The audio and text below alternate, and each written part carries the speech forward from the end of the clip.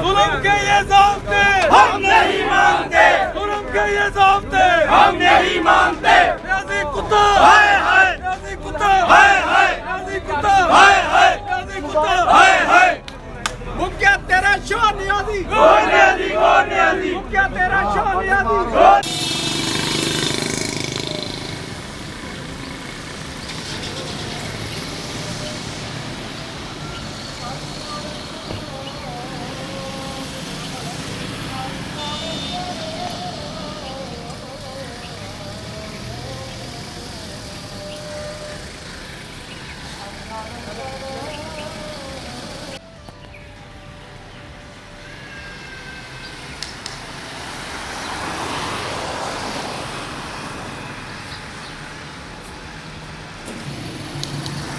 उधर जाना आराम से बात करनी है।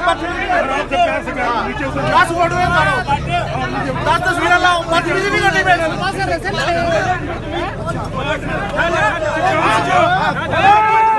चाबी मार दो,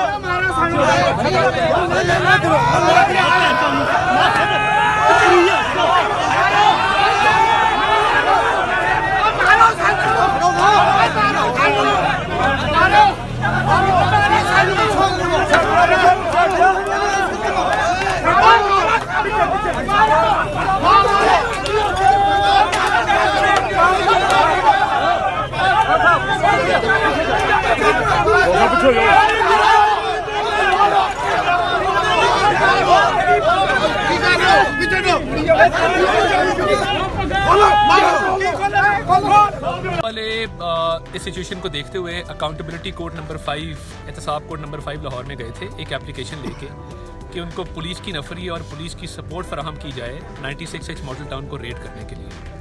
वो एप्लीकेशन कॉपी मैंने आपको फराहम कर दी है। उस पर क्लियरली कोर्ट ने लिखा है कि दिस एप्लीकेशन इज़ डिसमिस्ड और उन्होंने कहा जो अरेस्ट का तरीका है वो ऑलरेडी CRPC में और कॉम्पिटेंट अथॉरिटी के हवाले से क्लियर वाजे लिखा गया है। तो यानी अगर हाई कोर्ट के ऑर्डर को जिसने हमजा साहब के अरेस्ट के हवाले से क्लियर डायरेक्शन डिविजनल बेंच ने दी है कि 10 दिन का नोटिस दिया जाएगा और उनको ये मौका फराहम किया जाएगा कि वो किसी कोर्ट ऑफ लॉ में जाएं, उस हवाले से जब हाई कोर्ट का क्लियर ऑर्डर आ गया और अब नैब कोर्ट ने पुलिस सपोर्ट फराहम करने के हवाले से नैब की जो एप्लीकेशन थी वो डिसमिस कर दी।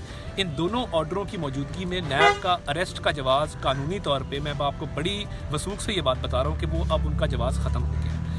अब उनको यहाँ से वापस चले जाना चाहिए और जिस तरह से इस मामले को एक कानूनी मामले से हटा के सियासी मामला बनाया जा रहा है ये है नहीं, क्योंकि शहबाज गिल साहब जो पंजाब हुकूमत के तर्जुमान हैं वो नैब के बिहाफ पे स्टेटमेंट्स इशू कर रहे हैं और ये भी बात हमारे सामने आई है और हम डिमांड करते हैं कि एक GIT बनाई जाए जो शहजाद अकबर साहब और DG नैब शहजाद सलीम के फ़ोन्स का फोरेंसिक ऑडिट करे और उनका आपस में रब्ता है ये हमें बिल्कुल कंफर्म हो चुका है और ये सारी PTI गवर्नमेंट की और नैब की मिली भगत है जिससे ये काम हो रहा है। Thank you.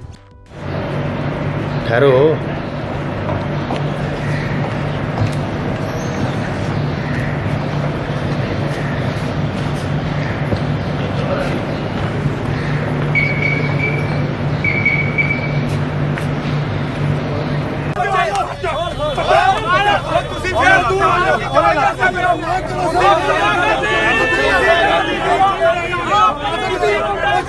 गुंडागर्दी बंद करो।